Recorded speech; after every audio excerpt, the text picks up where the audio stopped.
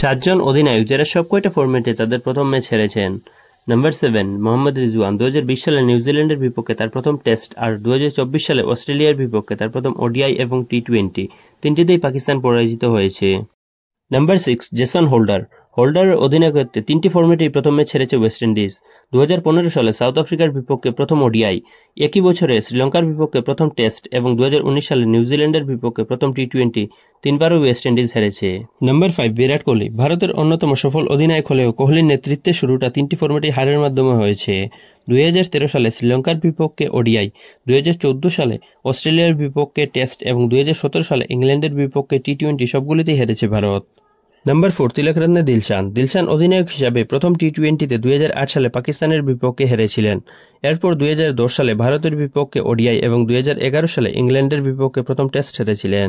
Number 3 Brendon McCullum দারুণ আক্রমণাত্মক cricketer হলেও অধিনায়ক হিসেবে শুরুটা একদম ভালো যায়নি।